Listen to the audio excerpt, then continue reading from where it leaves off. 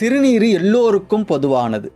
சைவ சமயம் திருநீற்றை அதிகம் கொண்டாடுகின்றது. அப்படி கொண்டாடுவதனால் அது சைவ சமயம் மட்டும் சார்ந்ததாக நினைத்து விடுகிறார்கள்.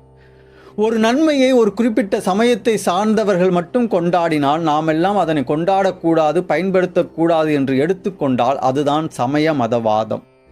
எல்லாவற்றிலும் உள்ள உண்மையை எந்த விதமான தயக்கமும் இல்லாமல் எடுத்துக்கொள்வது சமரசம். ஒருவர் ஒரு சமயத்தையோ மதத்தையோ விட்டுவிட்டு வேறொரு சமய மதத்திற்கு போனால் அவர்கள் அந்த சமய மதத்தில் பின்பற்றிய எல்லா நன்மைகளையும் சேர்த்தே விட்டு வர வேண்டும். அதுதான் சமய மதவாதம். ஆனால் சன்மார்க்கம் அப்படி இல்லை. அது உண்மை எதில் இருந்தாலும் அதனை சமரசமாய் ஏற்று அதிலுள்ள உண்மையை கூறும், அதிலுள்ள மூட நம்பிக்கைகளை மட்டும் நீக்கும். தலைகுச்சியை மறைத்தல் என்ற ஒழுக்கத்தை இஸ்லாமியர்களும் சீக்கியர்களும் அதிகம் பின்பற்றுகிறார்கள். இந்த நல்வொழுக்கத்தை சன்மார்க்கமும் வலியுறுத்துகின்றது. சன்மார்க்கத்தவர்களும் தலை உச்சியை மறைப்பார்கள். அதனால் அவர்கள் சமய சின்னம் அணிகிறார்கள் என்று சொல்லக்கூடாது.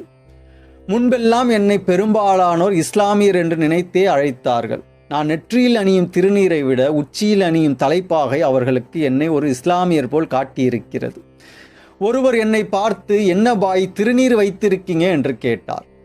ஆனால் நான் பின்பற்றுவது எல்லா சமய மத மார்க்கத்திற்கும் உண்மை பொதுநெறியாக விளங்கும் சன்மார்க்க ஒழுக்கத்தை என்று அவர் அறிந்திருக்கவில்லை.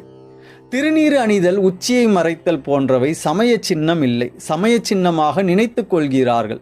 இவைகள் அருளியல் ஒழுக்கத்தின் அடையாளம். இறை வழிபாட்டு தலத்தை சபை, திருச்சபை என்ற வார்த்தையை பயன்படுத்தி கிறிஸ்தவர்களும் சைவர்களும் கூறுவார்கள். வள்ளற்பெருமானும் இந்த வார்த்தையை பயன்படுத்துவார். சன்மார்க்கிகள் அந்த வார்த்தைகளை பயன்படுத்தினால் சமய வார்த்தை என்று கூறக்கூடாது. என்னை ஒரு அன்பர் கேட்டார், நீங்கள் ஆண்டவர் என்ற வார்த்தையை ஏன் அதிகம் பயன்படுத்துறீங்க? அது கிறிஸ்தவ வார்த்தை, நீங்கள் இறைவன் அல்லது கடவுள் என்று கூறுங்கள் என்றார். அவருடைய அறியாமையை நான் என்ன என்று சொல்வது? ஒரு மொழியும் அதில் உள்ள வார்த்தைகளும் எல்லோருக்கும் பொதுவானது. எல்லா நன்மைகளும் எல்லோருக்கும் பொதுவானது. இது எங்களுக்கானது, அது அவர்களுக்கானது என்று சொல்வது ஜாதி சமய மதவாதம். நன்மைகள் எல்லோருக்குமானது என்பது சன்மார்க்கம். மருந்துகள் எப்படி எல்லோருக்கும் பொதுவானதோ அதுபோல் நன்மைகள் அனைத்தும் எல்லோருக்கும் பொதுவானது. அது யாரும் பயன்படுத்தக்கூடாது என்று எந்த தடையும் இல்லை. ஒரு சமய மதம் அதனை அதிகம் பின்பற்றுகின்றது, அதனால் அதனை பின்பற்றக்கூடாது என்பது அறியாமை. அதுதான் சமயவாதம், மதவாதம் என்பது. சமய மத மார்க்கங்கள் சன்மார்க்கத்திற்கு அந்நியமானது இல்லை, அனன்யமானது என்பார் வள்ளற்பெருமான். அந்நியம் என்பது வேறுபட்டது என்று பொருள், அனன்யம் என்பது வேறுபடாதது என்று பொருள். அதாவது சமய மத மார்க்கங்கள் சன்மார்க்கத்திற்கு வேறானது அல்ல என்று பொருள்.